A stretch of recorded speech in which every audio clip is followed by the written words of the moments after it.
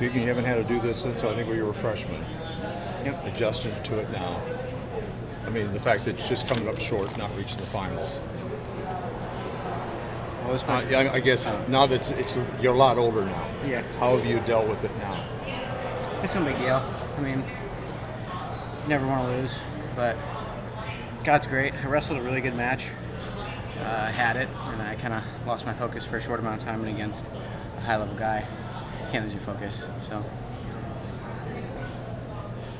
What was Coach's message to you after you walked off the mat last night? He said it's not your identity, you're still writing your story, which speaks a lot because, I do put a lot of time into this sport, and to come up short, it's not fun, but also life's a lot bigger than wrestling. If this is your story, what's the new chapter then? Do you change the story at all? New chapter is we got Olympic trials in a little bit. Kind of popped my knee in that last match, which sucked, but just got to get healthy and make my adjustments from this tournament and go on from there. What do those adjustments look like?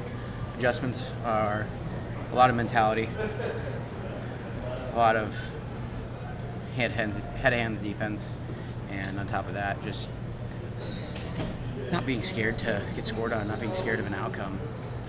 Regarding your stuff with Carr, the fact that you guys did 5 times, is that a help or a hindrance? Help, for sure. I mean, it's kind of like you roll a dice and see who's going to win. So he happened to get it last night, and that's how it goes, but I'm sure I'll be wrestling in the future in freestyle. Looking back on that, what are 2 or 3 little moments in that match you think will prove to be really pivotal? Pivotal was, I scored the takedown to take the lead, and when I got back, obviously that took a lot out of me to try to finish that takedown.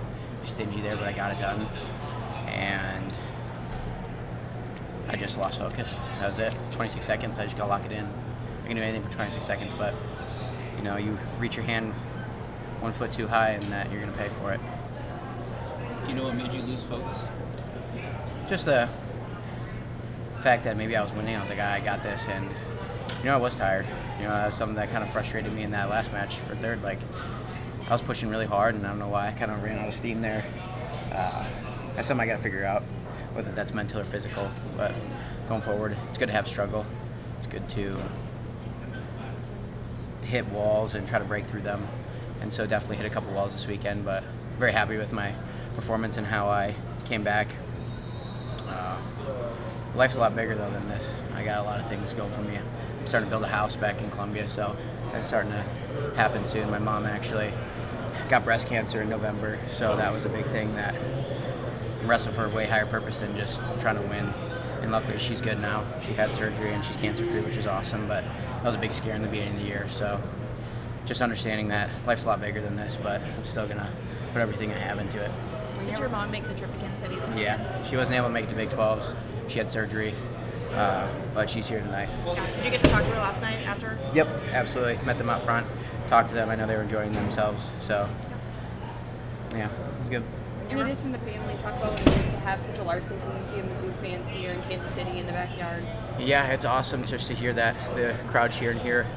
Our super fan Larry, who's been, at all of our duels and nationals for since Ben was in college or Max was in college, and just to hear that MIZ chant and then saying Victory O'Toole it always makes me laugh. So it's awesome to have that support. We're not talking to a lot of guys coming through here who are talking about building homes. What has gone into that process for you? I think I love learning on how to invest, grow my wealth and stuff like that. I want to set myself up pretty well when I get older and for my children and my children's children. So obviously real estate investing is a really good way to start that process, and I had an opportunity and I jumped right on it, and so hopefully we'll be hitting ground here in about a week or two, and hopefully we'll be moved in by August. When you're reflecting on your college career, what are some things that come to mind? Just a lot of growth mentally and maturity as a person. I remember my freshman year, I was so devastated when I lost. Put so much into it, and I was like, if I don't win, it's end all or be all, but it's really not. This sport is so unforgiving. It really is. It's a brutal sport, but that's why it's so awesome. regardless if you have successes or failures, the amount of growth that you get as a person from the sport because of how hard it tears you down and how much it builds you up is unlike anything I've ever experienced. And so over the years, I've had a lot of challenges mentally, physically, and I'm just really grateful that I have the people I have around me. And on top of that, I'm just happy to be here. Like, I get to wrestle in a national tournament in Kansas City, and I'm only an hour and a half away from home. That's not many people get to say that. What changed your perspective that this isn't the end-all, be-all? Really my faith. Just understanding that it's already written. God knew what was going to happen last night. I didn't know. I just tried as hard as I could and came up short. But he knew, and he's got a greater plan. Sometimes it's not always what you want. But then again, like I've always said, if it doesn't matter in 100 years, probably shouldn't be your top priority right now. This sounds a strange question. When you leave this building, what will you do? When I leave this building, I'm going to go hang out with my mom and dad. And then I'm going to go back to Columbia and figure some things out, take some time off, get in the weight room, put a little size on.